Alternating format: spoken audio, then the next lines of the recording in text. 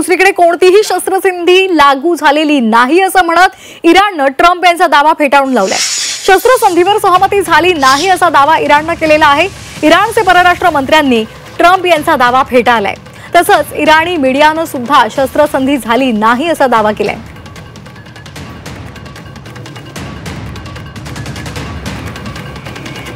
तर या संदर्भात अधिक माहिती देण्यासाठी आपल्यासोबत जोडले गेलेले आहेत निवृत्त lieutenant colonel Satish Dhage sir.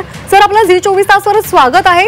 आंतरराष्ट्रीय महत्त्वाची घडामोड घडलेली आहे। इराण इस्रायल युद्ध हे टोकाला पोहोचलेलं होतं आणि आता मध्येच डोनाल्ड ट्रम्प यांनी सांगितलेलं आहे की शस्त्रसंधी झालेली आहे आणि दोन्ही देश त्याचं पालन करतील। मात्र इराणनं सर दुसरीकडे हा दावा फेटाळून लावलेला आहे। कशा पद्धतीने या घडामोडी घडतायत आणि याचे काय परिणाम पुढच्या काळात होतील? नक्कीच श्वेता, सगळ्या जगामध्ये स्वयंघोषित शांतीदूत अशी इमेज असणारे डोनाल्ड ट्रम्प यांनी त्यांच्या टिपिकल स्टाईलच्या अनुसार घोषणा केली की इस्रायल आणि इराण यांच्यामध्ये total and complete cease fire झालेला आहे आणि 6 आणि 6 12 तासानंतर जे आहे हे सीज फायर त्या ठिकाणी अस्तित्वात येईल। दोन्ही देशांच्या संमतीने हे झालेलं आहे असा सुद्धा त्यांनी दावा त्या ठिकाणी केला।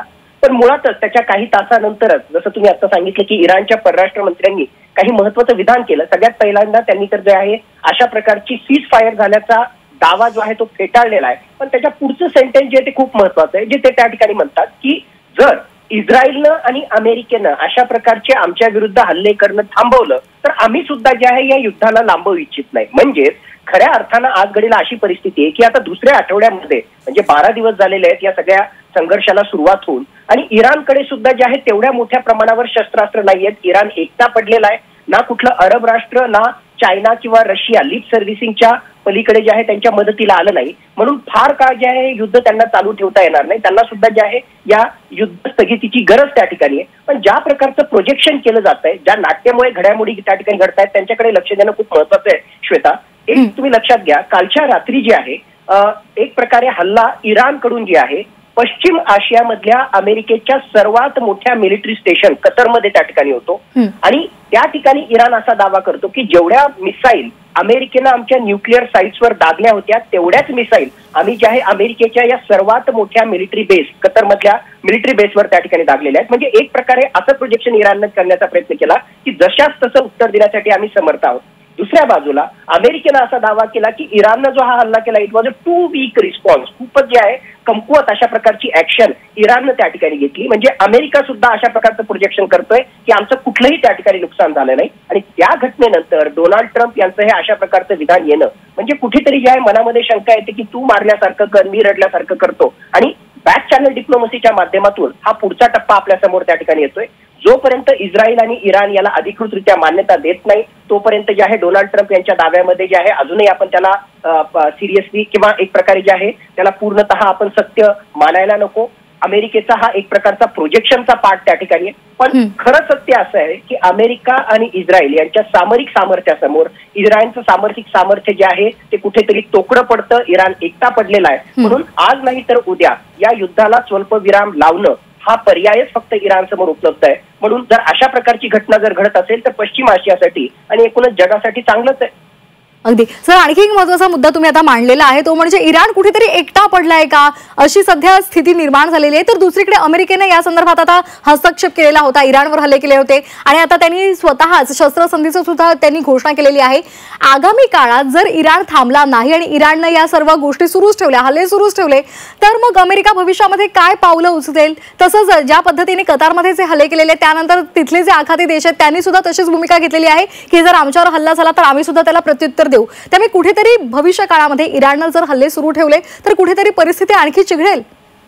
दोन्ही परिस्थितीमध्ये म्हणजे आजची ही जी आहे जी युद्ध स्थगिती झालेली आहे, युद्धबंदी झालेली आहे, जी खरोखरच झालेली असली तरी सुद्धा मला वाटतं की येणाऱ्या काही काळामध्ये इराणच्या प्रॉक्सी ऑर्गनायझेशनच्या माध्यमातून हुती किंवा हिजबुल्लाच्या माध्यमातून अमेरिका आणि अमेरिकेच्या मित्र राष्ट्र किंवा त्यांच्या हिताच्या विरुद्ध नक्कीच कारवाई किंवा तशा प्रकारचे हल्ले त्या ठिकाणी होतील। दुसरी महत्वाची गोष्ट, अमेरिका असा दावा करतोय की आम्ही न्यूक्लिअर फॅसिलिटीजवर हल्ला केला, पण खऱ्या अर्थानं आज सुद्धा इराणकडे हे अण्वस्त्र बनवण्याची संबंधित ज्ञान नॉलेज त्यांच्याकडे आहे। त्याचबरोबर एनरिच्ड युरॅनियम सुद्धा आहे आणि ज्या 3 न्यूक्लिअर फॅसिलिटीजवर हल्ला केला त्यामध्ये काही पूर्णतः या तिन्ही न्यूक्लिअर फॅसिलिटीज उद्ध्वस्त झाल्या नाही। नक्कीच इराणचं नुकसान झालं पण त्या उद्ध्वस्त झाला नाही। म्हणून याचा अर्थ असा नाही की हा हल्ला केला म्हणजे आता इराण जो आहे अण्वस्त्र बनवू शकणार नाही। भविष्यामध्ये सुद्धा तो अण्वस्त्र बनवण्याचा प्रयत्न करेल. मागं ढकलला गेलेला आहे, पण पूर्णतः तो हारलेला नाही. दुसऱ्या बाजूला जर समजा ही युद्ध स्थगिती त्या ठिकाणी झाली नाही, तर ऑलरेडी ज्या प्रकारचं रिटॅलिएशन इराणतर्फे त्या ठिकाणी होते, अजूनही साधारणतः 50% मिसाईल, 3,000 पैकी साधारणतः 1,500 ते 2,000 मिसाईल त्यांनी वापरली आणि साधारणतः 1,000 ते 1,500 मिसाईल त्यांच्याकडे अजूनही उपलब्ध आहेत. अशा प्रकारचे वेगवेगळ्या प्रकारचे रिपोर्ट्स येत आहेत. तर त्या अनुषंगानं पश्चिम आशियामधल्या अमेरिकेच्या मिलिटरी बेसेस, एम्बेसीज, त्याचबरोबर त्यांच्या सैनिकांवर हल्ले करण्याचा प्रयत्न हा इराण त्यांच्या प्रॉक्सी ऑर्गनायझेशनच्या माध्यमातून, हिजबुल्लाह, हुती, त्याचबरोबर इतर इराक मधल्या त्यांच्या समर्थित गटांकडून जो आहे तो करण्याचा प्रयत्न करत राहील. केलेल्या या महत्वपूर्ण विश्लेषणासाठी धन्यवाद.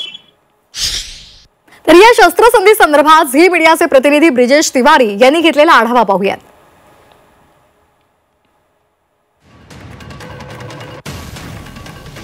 क्योंकि सुबह अभी हो रही है और सुबह ये खबर सिर्फ हमें पता है, आपको पता है, मीडिया ऑर्गेनाइजेशन को पता है कि सीज फायर को लेकर बातचीत की गई है, बातचीत आगे बढ़ी है. लेकिन जो यहाँ के लोग हैं, स्थानीय लोग हैं, वो जैसे जैसे सुबह होगी निकलेंगे घरों से, जानकारियां लेंगे, उसके बाद उनसे जानकारी भी ली जाएगी कि उनका क्या कुछ रिएक्शन है. और इस बीच ये जो तमाम इलाके हैं, रेजिडेंशियल इलाके हैं, ये आप जो बिल्डिंग देख रहे हैं, ये भी एक रेजिडेंशियल इलाका है. और यहाँ पर जब भी इस तरह के सायरन बज रहे हैं, अलार्म बज रहे हैं, तो लोग इसके बेसमेंट बने हुए हैं. यहाँ पर मैं एक बार तस्वीरों के माध्यम से एक बार दिखाने की कोशिश करता हूँ. ये तमाम जो रेजिडेंशियल इलाके, यहाँ पर बेसमेंट बने हुए हैं, बंकर्स बने हुए हैं हर अलग अलग जगहों पे, और बंकर्स के नंबर्स हैं. यहाँ पे जो एक एप्लीकेशन लॉन्च किया गया था बहुत पहले, उसमें लोगों को जानकारी दी जाती है. अगर आप उस एप्लीकेशन को डाउनलोड करेंगे तो आपके आसपास कितने बंकर हैं, कितने बजे अलर्ट आने वाला है, कब सायरन बजेगा, सायरन बजते ही आपको कहां जाना है, ये सारी जानकारियां यहाँ पे वो उस एप्लीकेशन के जरिए. पहले ये ईरान की तरफ से बात कही गई थी कि किसी भी सीज फायर को लेकर बातचीत नहीं हुई है,